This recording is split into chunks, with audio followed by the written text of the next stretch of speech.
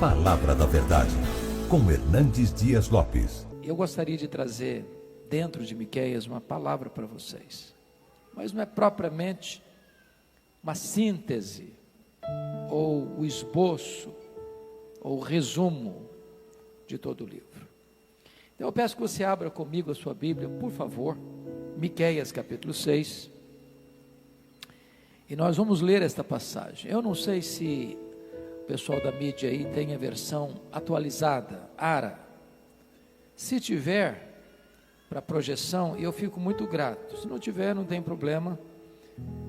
Vocês acompanhem, por gentileza, a leitura que farei. Miqueias, capítulo 6. Todo esse capítulo.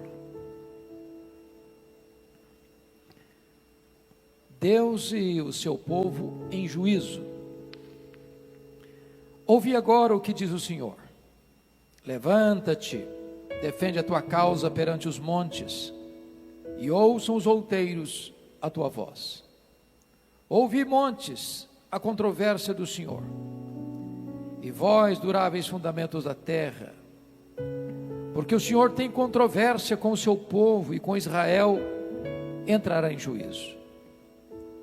Povo meu, que te tenho feito? E com que te enfadei? Responde-me. Pois te fiz sair da terra do Egito, e da casa da servidão te remi, e enviei adiante de ti Moisés, Arão e Miriam. Povo meu, lembra-te agora do que maquinou Balaque, rei de Moabe, e do que lhe respondeu Balaão, filho de Beor, do que aconteceu desde Sitim até Gilgal, para que conheças os atos de justiça do Senhor. Com que me apresentarei ao Senhor, e me inclinarei ante o Deus excelso? Virei perante ele com holocaustos, com bezerros de um ano? Agradar-se ao Senhor de milhares de carneiros, de 10.000 ribeiros de azeite? Darei o meu primogênito pela minha transgressão, o fruto do meu corpo pelo pecado da minha alma? Ele te declarou, homem, o que é bom, e que é o que o Senhor pede de ti, que pratiques a justiça, e ames a misericórdia, e andes humildemente com o teu Deus. A voz do Senhor clama a cidade, e é verdadeira sabedoria temer-lhe o nome. Ouviu a tribos aquele que a cita. Ainda há na casa do ímpio os tesouros da impiedade, e o detestável éfel minguado? Poderei eu inocentar balanças falsas e bolsas de pesos enganosos? Porque os ricos da cidade estão cheios de violência, e os seus habitantes falam mentiras, e a língua deles é enganosa na sua boca. Assim também passarei eu a ferir-te, e te deixarei desolada por causa dos teus pecados. Comerás e não te fartarás, a fome estará nas tuas entranhas. Removerás os teus bens, mas não os livrarás, e aquilo que livrares eu o entregarei à espada. Semearás, contudo não cegarás. Pisarás azeitona, porém não te ungirás com azeite. Pisarás a vindima, no entanto não lhe beberás o vinho, porque observaste os estatutos de Onri e todas as obras da casa de Acabe, e andaste nos conselhos deles. Por isso eu farei de ti uma desolação, e dos habitantes da tua cidade um alvo de vaias. Assim trarei sobre vós o opróbrio dos povos. Meus amados, eu quero tratar do seguinte tema: o povo de Deus no banco dos réus. O povo de Deus no banco dos réus. Miqueias está nas ruas. Miqueias é mais atual do que os nossos jornais de maior circulação em São Paulo e no Brasil. Miqueias faz um diagnóstico da sua nação, olhando para as vísceras, levantando a ponta do véu e revelando os bastidores do mundo político, do mundo econômico, do mundo social, do mundo religioso. Ele faz um diagnóstico preciso da sociedade do seu tempo. E quando eu leio Miqueias, a sensação que eu tenho é que eu estou olhando para o Brasil, para São Paulo, para o Rio de Janeiro, para Nova York, para Londres, para Paris, para Tóquio. Esse texto vai traçar para nós, com diáfana clareza, com absoluta fidelidade, a realidade do mundo que você e eu estamos vivendo. Deus escreve a história antes dela acontecer. E então eu queria que você olhasse comigo qual é o diagnóstico que Miqueias faz da sua nação, que é o povo de Deus, para então armar esta cena do capítulo 6, que é uma cena de júri, de um tribunal, onde um réu está assentado, e ele vai receber as acusações do promotor, ele vai ter a oportunidade de se defender, e ele vai receber a sentença do reto juiz. Então, olhemos aqui, por gentileza, esse cenário. Primeiramente, Miqueias denuncia o que nós chamaríamos hoje de o aparelhamento do Estado para a corrupção. Olhe comigo o capítulo 2, versos 1 e 2. Ai daqueles que no seu leito imaginam a iniquidade e maquinam o mal. À luz da alva o praticam, porque o poder está em suas mãos. Preste atenção nisso. Tem gente que imagina a iniquidade, maquina o mal, mas não tem poder de fazê-lo, porque o poder não está na sua mão. Mas é doloroso quando aqueles que têm o poder nas mãos imaginam, maquinam e imediatamente praticam o mal, porque todo o sistema, todo o aparato está nas mãos deles.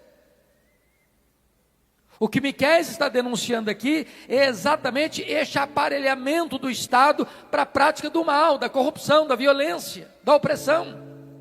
Olha o verso 2. Se cobiçam campos, os arrebatam, se casas, as tomam, assim fazem violência a um homem e a sua casa, a uma pessoa e a sua herança. Eles não só planejam, eles executam o mal. Eles não só desejam, eles põem em ação o mal. Por quê? Porque eles receberam poder para isso. E em vez de usar o poder que tem para a prática do bem, para a prática da justiça, para o exercício da misericórdia, eles usam o poder que receberam para a prática do mal, da corrupção e da violência. Segundo lugar, o profeta Miqueias denuncia a inversão de valores na sociedade. Lá na sociedade dele, parece que eu estou falando da nossa sociedade contemporânea. Mas veja comigo o capítulo 3, versículo 2, a parte A. Os que aborreceis o bem e amais o mal. Irmãos queridos, não é só aqui uma tolerância ao erro, uma concessão ao erro. A sociedade da época estava numa visão de inversão de valores. Eles estavam amando o mal e eles estavam aborrecendo o bem. Eles estavam chamando de luz de trevas e trevas de luz, o doce de amargo e o amargo de doce. Parece até que você ser honesto hoje é uma afronta. Um rapaz, uma moça ter um namoro santo é uma caretice. Não ir para a cama com o namorado e a namorada é uma sociedade jurássica. a pessoa não se corromper, a pessoa não aproveitar para ganhar a vida numa pernada só, numa canetada só, por meio da corrupção, seria tolo. É a sociedade que baniu Deus e perdeu o referencial do que é moral, do que é certo, do que é justo, do que é verdadeiro. É a inversão de valores. É a sociedade pelo avesso. É esse o diagnóstico que Miqueias está fazendo da sua geração e da nossa geração. Mas em terceiro lugar, Miqueias denuncia o que nós chamaríamos de exploração canibal. Olha aí comigo o capítulo de número 3, verso 1. Disse eu: ouvi agora, vós cabeças de Jacó, e vós chefes da casa de Israel. Não é a vós outros que pertence saber o juízo? Olha a parte B do versículo 2. E deles arrancais a pele e a carne de cima de seus ossos. Versículo 3. Que comeis a carne do meu povo e lhes arrancais a pele e lhes esmiuçais os ossos e os repartis como para a panela e como carne no meio do caldeirão. Olha o versículo 9. Ouvi agora isto, vós cabeças de Jacó e vós chefes da casa de Israel, que abominais o juízo e perverteis tudo o que é direito. Está falando de quem? Da liderança política da nação de Israel. Agem como canibais, esfolam, arrancam a pele, comem a carne e roem os ossos. O povo está sendo explorado, massacrado, sugado. A liderança está como sanguessuga, chupando o sangue do povo, explorando o povo, oprimindo o povo. Aqueles que governam não governam para o povo, governam para se lucupletar. Não servem ao povo, se servem do povo. Esse é o diagnóstico de Miqueias. Mas em quarto lugar, Miqueias denuncia a corrupção do poder judiciário da sua nação. Olha comigo o versículo, capítulo 3, versículo 11. Os seus cabeças dão as sentenças por suborno. Meus amados, dentro do nosso sistema dos três poderes independentes, que começa lá com Montesquieu, e que hoje é a base da nossa república, poder executivo, legislativo, judiciário, espera-se do poder judiciário que onde houver uma prática de injustiça, ela seja corrigida, a lei seja aplicada, a justiça seja feita.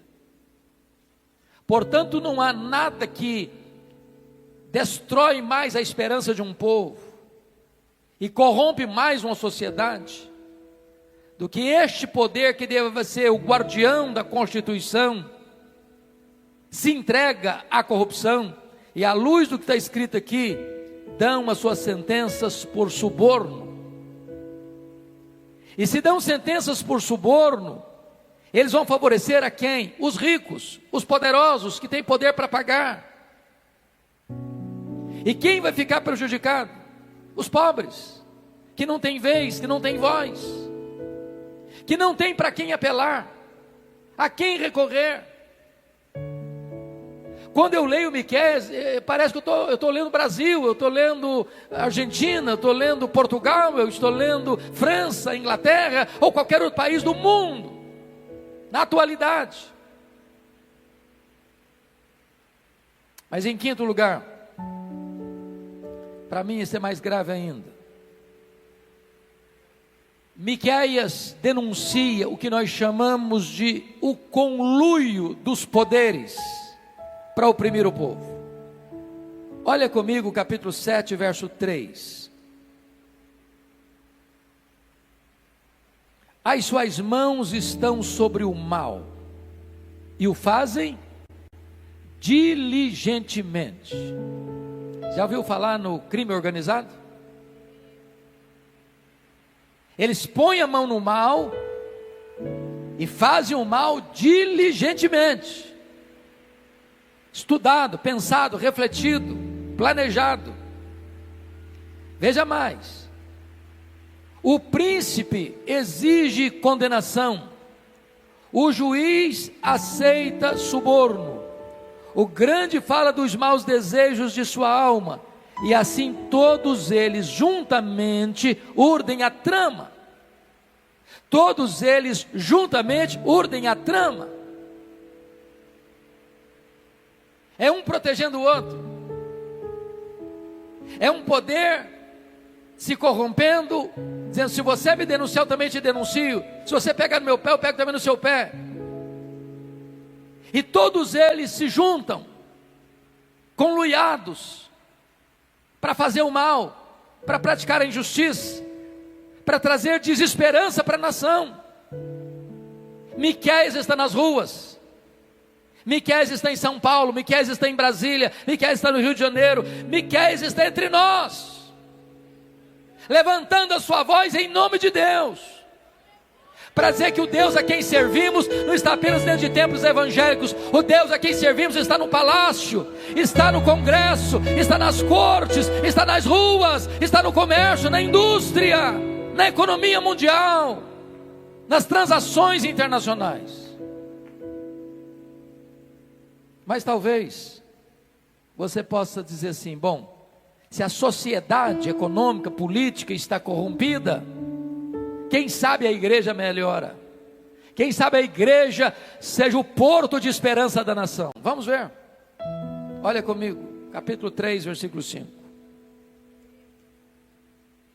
Assim diz o Senhor acerca dos profetas, que fazem errar o meu povo, e que clamam paz, quando tenho que mastigar, mas apregoam guerra santa, contra aqueles que nada lhes metem na boca.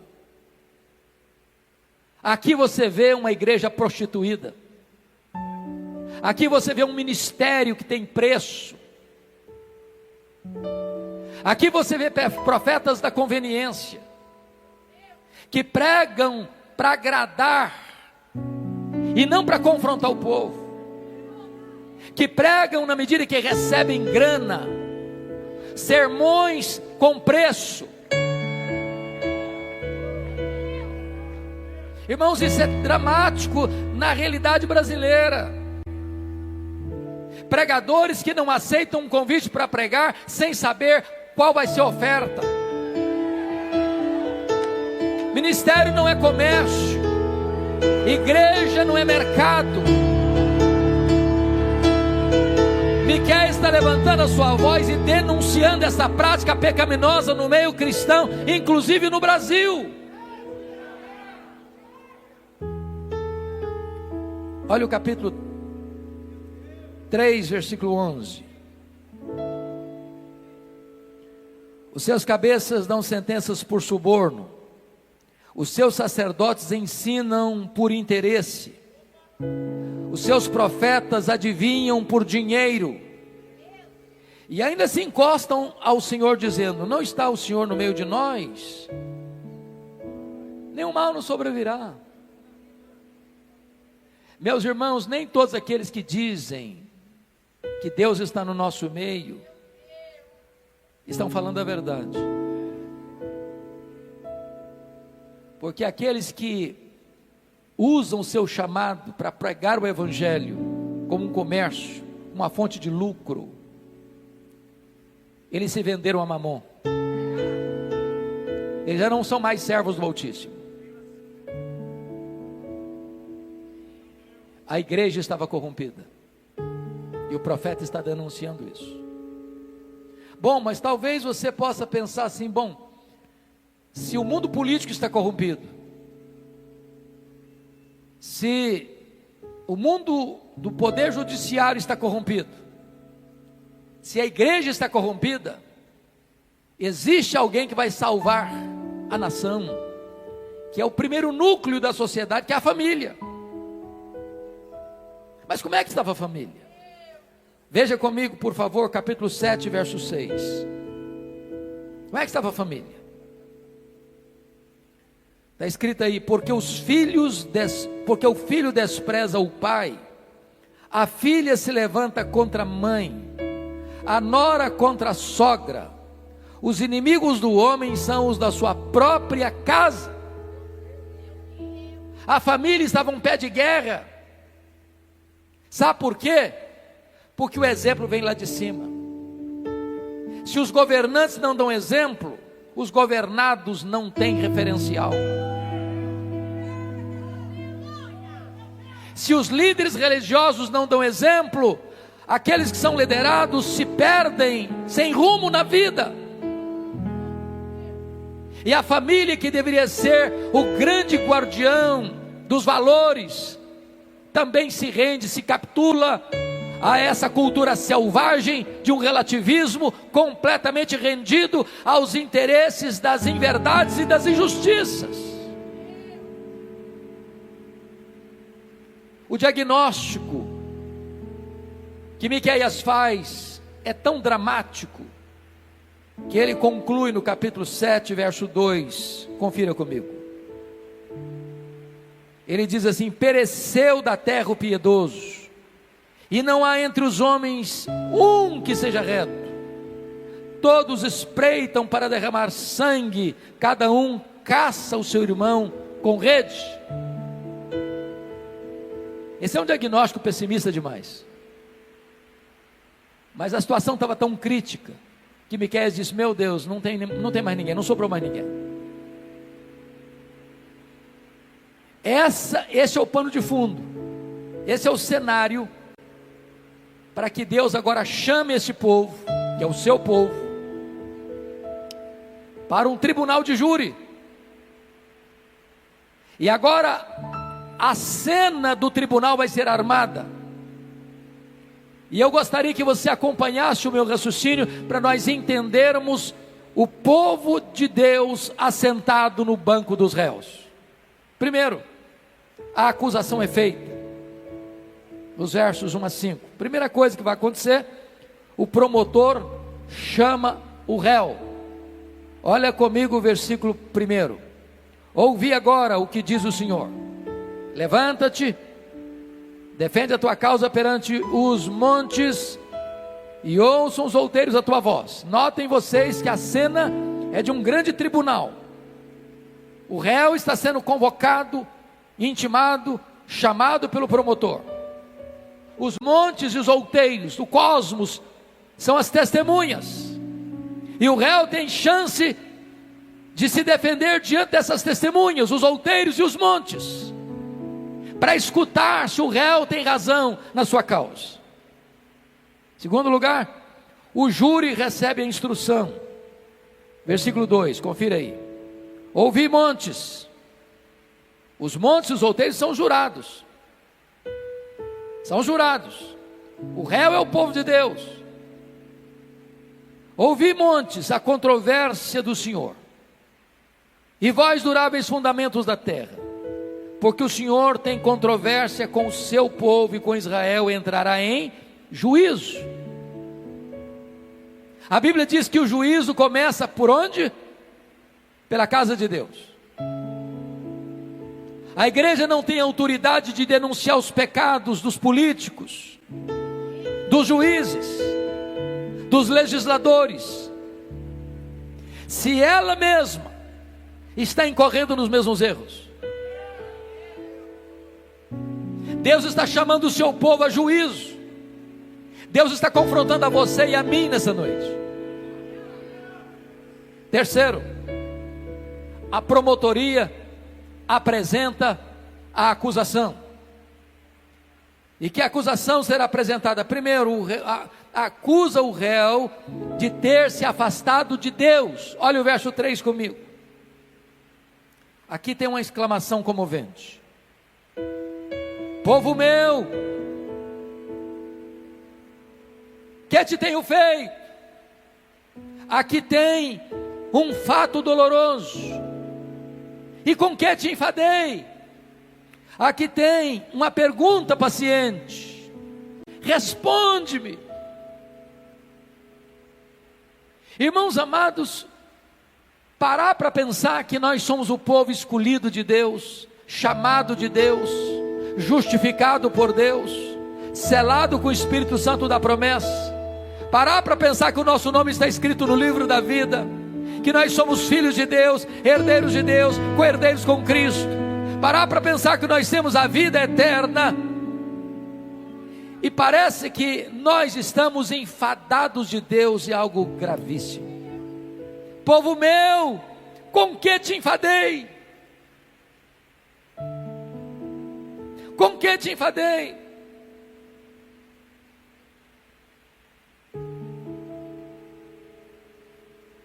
Que te tenho feito? Responde-me. Deus está emocionadamente confrontando o seu povo. O que eu fiz para você estar enfadado de mim? Que mal que eu fiz com vocês, para vocês estarem enfadados de mim? Respondem-me. Mas mais, o promotor acusa mais. A promotoria acusa o réu de não ter valorizado a grande libertação que Deus deu a esse povo. Veja você, versículo 4, eles não valorizaram a liderança que Deus deu. Pois te fiz sair da terra do Egito, e da casa da servidão te remi, e enviei adiante de ti Moisés, Arão e Miriam. Deus tirou o povo da casa da servidão, da escravidão do Egito. Deus deu liderança boa, Moisés, Arão e Miriam, e o povo despreza essa liderança, vira as costas para Deus, apesar da grande libertação de Deus. Mas mais do que isso, versículo 5, eles não valorizaram as bênçãos de Deus. Olha aí, povo meu, lembra-te agora do que maquinou Balaque, rei de Moabe, e do que lhe respondeu Balaão, filho de Beor. Ou seja, foi contratado para amaldiçoar, e Deus transforma a maldição em bênção. Lembra-te do que aconteceu desde Sitim até Gilgal. Sitim é o primeiro lugar de onde eles saem do Egito. Gilgal é o lugar onde eles chegam na terra prometida e desfrutam das bênçãos de Deus. Em outras palavras, do começo ao fim, Deus abençoou, Deus deu maná, Deus deu água, Deus deu proteção do inimigo, a roupa não envelheceu, o calçado não envelheceu, a bênção de Deus contínua, constante, constante, constante. E Deus está perguntando: povo meu, que te tenho feito? Com que te enfadei? Responde-me. Eles não valorizaram a liderança, eles não valorizaram as bênçãos. Mais do que isso, eles não valorizaram a providência. Porque quando chegaram em Gilgal, eles entraram na terra que emana leite e mel. Sabe o que Deus está denunciando aqui? Ingratidão. Ingratidão, ingratidão. Mas então, tendo feito a promotoria e a acusação ao réu, agora o réu tem a oportunidade de fazer a sua defesa. Vamos ver, versículos 6 e 7. Primeiro, ritos sagrados sem santidade não é suficiente. Versículo 6 está escrito assim: com que me apresentarei ao Senhor, e me inclinarei ante o Deus excelso? Virei perante ele com holocaustos e com bezerros de humano? Ora, holocausto e bezerros de humano eram ofertas legítimas, estabelecidas pelo próprio Deus. Só que Deus não aceita um culto apenas externo. Deus quer o coração, Deus quer a motivação. Não adianta trazer a oferta certa se o coração não está certo. Não adianta apresentar a Deus o seu culto se a sua vida não está dentro desse culto. Deus não agrada disso. O que faltava em Israel não era religiosidade, era coração quebrantado, era vida no altar. Mas, já que ritos sagrados sem santidade não é suficiente, vamos ver se Deus se agrada então de ostentação. Vamos trazer muito, vamos trazer bastante, vamos trazer com exuberância. Quem sabe Deus aceita? Olha o versículo 7, por gentileza. Agradar-se ao Senhor de milhares de carneiros, de 10.000 ribeiros de azeite. Então quem é rico vai trazer coisas bultuosas. Quem sabe isso impressione Deus? Eu quero dizer para você que Deus não se impressiona com aquilo que você acha que é grande. Deus não se impressiona com a oferta vultuosa que você vai dar. Deus não se impressiona com a coisa grande que você vai fazer. Deus está olhando para o seu coração, é para a sua motivação. Mas já que Deus não aceita uma oferta legítima se não é acompanhada de santidade, já que Deus não se impressiona com coisas vultuosas, quem sabe Deus se impressione com sacrifício? Olha o finalzinho do versículo 7. Darei o meu primogênito pela minha transgressão, fruto do meu corpo pelo pecado da minha alma. Vou trazer meu primogênito para sacrificar.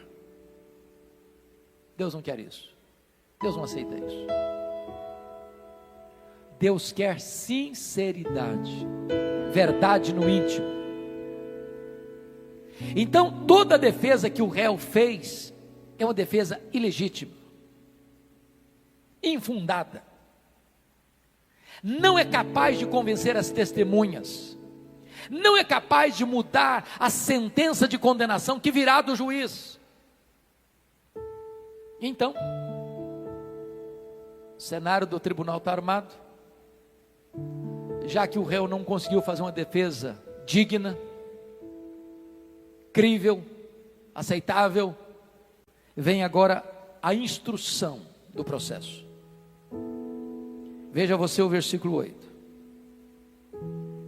Ele te declarou, ó homem, o que é bom. E o que é que o Senhor pede de ti? Primeiro, que pratiques a justiça. Deus não tem nenhum interesse naquele culto onde a pessoa dá glória a Deus na igreja e em casa oprime a empregada, a secretária. Ele dá glória a Deus, mas ele surrupia o direito do trabalhador. Ele dá glória a Deus na igreja, mas ele dá um jeitinho de se aproveitar para levar vantagem.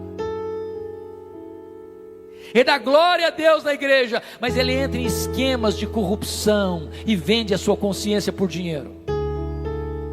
O que Deus requer é a prática da justiça. O Evangelho transforma o caráter, o Evangelho transforma a vida, o Evangelho transforma o comércio, o Evangelho transforma a indústria, o Evangelho transforma os relacionamentos econômicos e multinacionais, o Evangelho muda a sociedade. Segundo lugar, e ames a misericórdia. Agora preste atenção que a misericórdia não é só praticada, a misericórdia precisa ser amada. Amada. Já escutamos um bom sermão sobre misericórdia e generosidade aqui. Irmãos, não combina crente, mão de vaca, avarento, pão duro. Crente tem coração aberto, crente tem bolsa aberto, crente tem as mãos abertas, crente tem a casa aberta, crente é generoso, crente ama a misericórdia. Terceiro, e andes humildemente com o teu Deus. Me permita dizer isso. Você só vai praticar justiça, você só vai amar misericórdia se você andar humildemente com Deus. Uma das maiores loucuras da sociedade contemporânea, de uma agenda global que corre célere para os braços do marxismo cultural, do ateísmo, é empurrar Deus para fora da realidade da vida.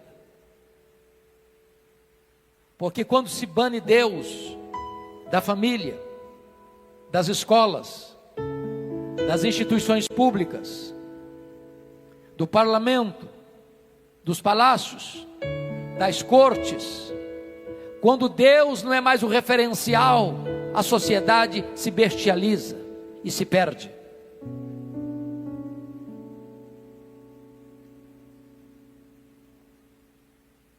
É aquele que conhece a Deus e anda humildemente na presença de Deus. Esse pratica a justiça, esse ama a misericórdia.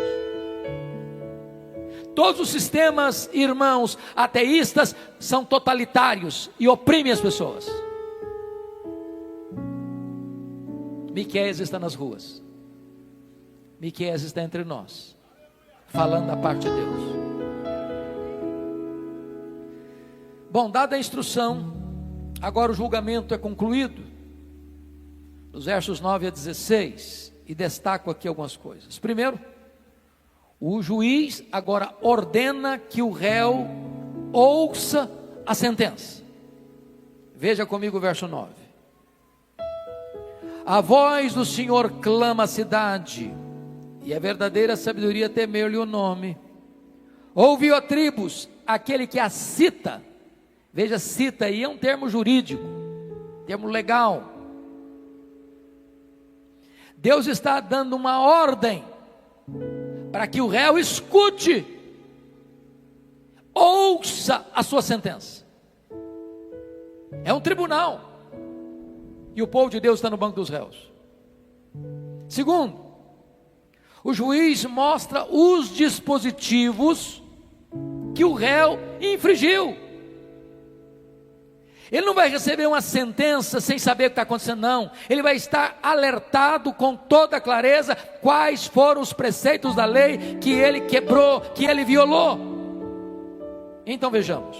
Primeiro, o juiz vai mostrar o crime das riquezas mal adquiridas. Olha comigo, por favor, o versículo 10. Ainda há na casa do ímpio os tesouros da impiedade, o detestável Efa minguado. Tesouro da iniquidade, meu irmão, é todo o dinheiro, é toda a riqueza que a pessoa tem, que não foi adquirida de maneira honesta, com um trabalho honrado.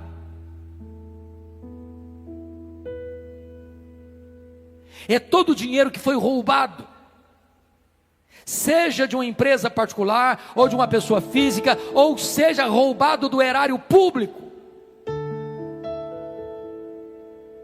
Ele está denunciando aqueles que se enriquecem imoralmente, ilicitamente, surrupiando o que não lhe pertence. Riquezas mal adquiridas. O Efa minguado é o camarada que tem um mercadinho e vende 1 quilo de carne e entrega 900 gramas. É o cara que vende 1 quilo de feijão e entrega 900 gramas. É aquele cara que vende 1 litro de gasolina e bota água no meio da gasolina. É aquele que dá um jeito de usar mecanismos para não fazer justiça na transação comercial, para levar vantagem.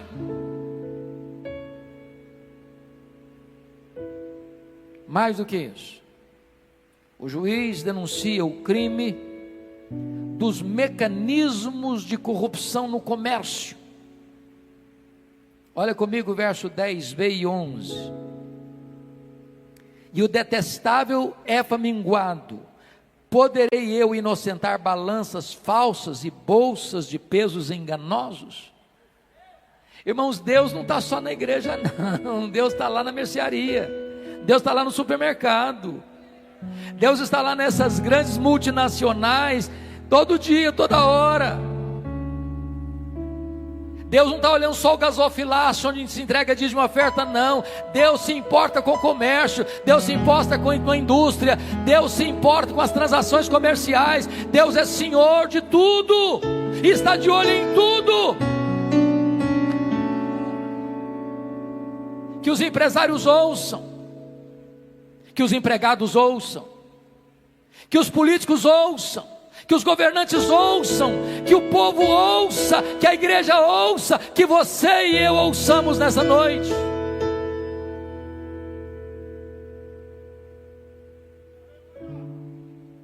Mas mais do que isso, o juiz mostra para o réu o crime da violência contra os pobres.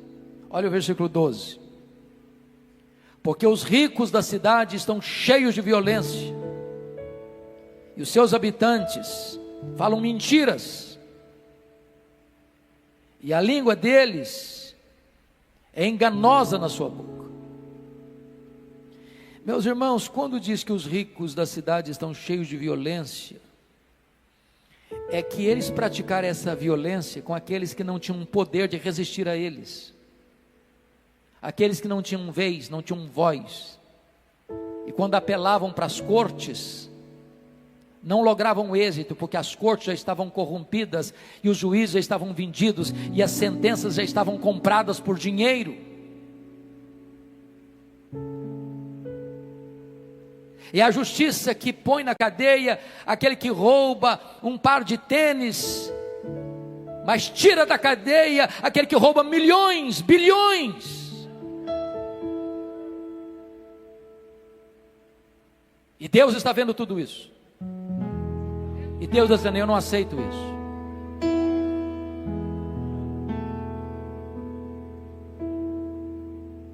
Se vocês perceberem, finalmente, o profeta está falando que o juiz, antes de aplicar a sentença, está mostrando para o réu o que ele fez, que crime ele praticou. E o último que está mencionado aqui é a mentira. A mentira é poderosíssima, mas ela tem acima dela, e mais poderosa do que ela, a verdade. A verdade. A mentira tem procedência, ela é do maligno. A mentira tem pernas curtas. Uma hora ela será apanhada e desmascarada. Os homens maus podem enganar por um tempo, mas não o tempo todo. Os homens maus podem driblar as cortes, mas não driblam o tribunal de Deus. Miqueias está nas ruas. Muito bem. Agora, o juiz então vai aplicar a sentença.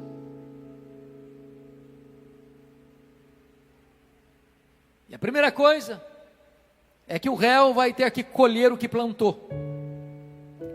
Olha o versículo 13 comigo. Vamos observá-lo. Assim também passarei eu a ferir-te, e te deixarei desolada por causa dos teus pecados. Deus é o Deus que abençoa, mas não brinca com Deus não, porque a mão de Deus é pesada. Horrível coisa é cair nas mãos do Deus vivo. De Deus não se zomba, porque aquilo que o homem semear, isso ele ceifará. Quem está ferindo o povo é o próprio Deus. E ele está dizendo isso no contexto do cativeiro. Jerusalém não caiu nas mãos da Babilônia porque a Babilônia era poderosíssima e Jerusalém era fraca. Foi Deus que entregou Jerusalém nas mãos da Babilônia. O pecado é um embuste, o pecado é uma farsa, porque ele promete mundos e fundos, mas não paga o que promete. E ele promete liberdade e escraviza. Ele promete felicidade e entrega culpa. Ele promete vida e mata. E aqui chegou o momento em que o réu que escapou, agora está diante do tribunal de Deus e tem que escutar do juiz a sua sentença. Segundo, o réu experimentará uma insatisfação crônica. Olha comigo o versículo 14, por gentileza. Comerás e não te fartarás, a fome estará nas tuas entranhas. Removerás os teus bens, mas não os livrarás, e aquilo que livrares, eu entregarei à espada. É claro, irmãos, que o profeta não está falando aqui que você vai comer, chega num self-service como 1 quilo e está com fome ainda. Não é isso que ele está falando, não.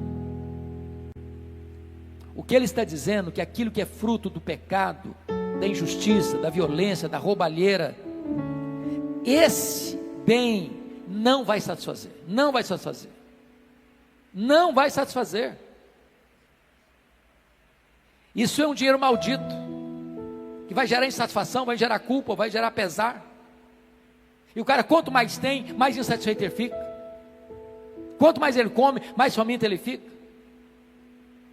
Deus vai gerar uma insatisfação tal dentro dele, que ele não vai ter paz, ele não vai ter sossego, ele não vai ter descanso. É por isso que a Bíblia diz que é melhor você ter um prato de hortaliça e ter paz, do que você ter banquetes e ter tormento na sua alma. Se você tem amor, se você tem comunhão com Deus, se você ama a sua família, um pé de alface e um prato de arroz é um grande banquete. Terceiro, o réu perderá os seus bens. O verso 14 deixa isso claro. Veja comigo, na parte final do verso: removerás os teus bens, mas não os livrarás. O que aconteceu com Jerusalém? Acumularam, dinheiro injusto, dinheiro iníquo, dinheiro ilegal, riquezas cheias de sangue, construir cidades com sangue, as paredes cheias de violência. O que aconteceu? A Babilônia veio e levou tudo, tudo. E se a Babilônia não levar, a sepultura levará. Porque tudo que o homem adquiriu e ajuntou, no dia que ele partir, ele não vai levar nada. Apenas o juízo e a condenação, por não ter se arrependido em tempo oportuno. Quarto, o réu terá seus sentimentos frustrados. Olha comigo o versículo 15 e o versículo 16a. Semearás, contudo não cegarás, pisarás a azeitona, porém não te ungirás com azeite, pisarás a vindima, no entanto não lhe beberás o vinho, porque observaste os estatutos de Onri e todas as obras da casa de Acabe, e andastes nos conselhos deles. Em outras palavras, meus irmãos, qualquer investimento que fizer vai ter frustração, muito esforço, nenhum privilégio. Planta, mas não usufrui. Tem, mas não tem prazer. Tem cama de marfim, colchão macio, travesseiro de pena de ganso, lençóis com fios egípcios, mas a noite é turbulenta. O pecado não compensa. O diabo é um estelionatário. Ele é ladrão, ele é assassino. Ele veio para roubar, matar e destruir. Só Jesus veio para trazer vida e vida em abundância. Então se fecha a sentença com 70 anos de cadeia. Versículo 16. Por isso eu farei de ti uma desolação, e dos habitantes da tua cidade um alvo de vaias. Assim trareis sobre vós o opróbrio dos povos. Aqui está dando a sentença final, que esta nação, esta cidade, este povo vai ser levado para a Babilônia. 70 anos de escravidão, 70 anos de prisão, 70 anos sem liberdade. Eu não sei quanto a vocês, mas quando eu escuto Miqueias, me dá um desespero. A pergunta é: tem esperança? Você olha para o Brasil hoje e pergunta: meu Deus, tem esperança? Você olha para Brasília hoje e pergunta: meu Deus, tem esperança? Você olha para a América Latina hoje e pergunta: meu Deus, tem esperança? Você olha para a América, para a Ásia, para a Europa, para a África, para a Oceania e pergunta: meu Deus, tem esperança? E o profeta Miqueias abre a porta da esperança. No capítulo 5, versículo 2, ele profetiza a chegada de um governador, de um presidente, de um rei justo, que trará a justiça, que trará a verdade, que trará a salvação. E tu, Belém Efrata, pequena demais para figurar como grupo de milhares de Judá, de ti sairá o que há de reinar em Israel, e cujas origens são desde os tempos antigos e desde os dias da eternidade, e é sob a batuta deste Rei dos Reis, deste Senhor dos Senhores, que nós estamos nesta noite. Ele trouxe salvação nas suas asas, Ele é o sol da justiça, Ele é a brilhante estrela da manhã, Ele é o Deus vivo e poderoso, Ele é o maravilhoso conselheiro, Ele é o Deus forte, Ele é o príncipe da paz, Ele é o Pai da eternidade, Ele é a razão da nossa vida e da nossa esperança.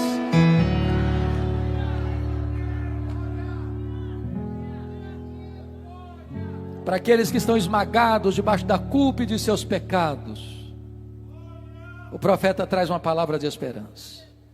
Capítulo 7, versos 18 e 19. Ele diz: quem, ó Deus, é semelhante a ti, que perdoas a iniquidade e te esqueces da transgressão do restante da tua herança. O Senhor não retém a sua ira para sempre, porque tem prazer na misericórdia. Tornará a ter compaixão de nós, pisará os pés às nossas iniquidades e lançará todos os nossos pecados nas profundezas do mar. Louvado seja o Senhor. Ele é Deus de misericórdia, Ele restaurou o seu povo, Ele trouxe o seu povo de volta, Ele enviou o seu Messias. O Messias veio, se encarnou, morreu, ressuscitou, voltou para o céu, derramou o Espírito Santo e voltará em glória para buscar a sua igreja. E você que se arrepende, e você que se humilha diante dele, você é perdoado, você é lavado no sangue do Cordeiro, e os seus pecados são lançados nas profundezas do mar, e Deus nunca mais se lembrará dos seus pecados.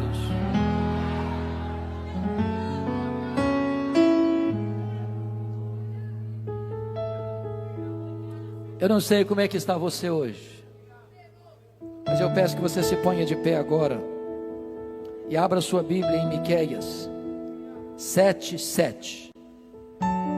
E com a leitura desse texto nós encerraremos.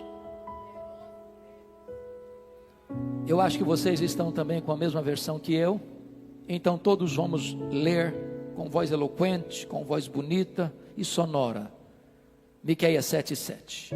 E assim está encerrada a nossa fala nesta noite. Vamos juntos? Eu, porém, olharei para o Senhor e esperarei no Deus da minha salvação. O meu Deus me ouvirá. Aleluia! Aleluia, amém.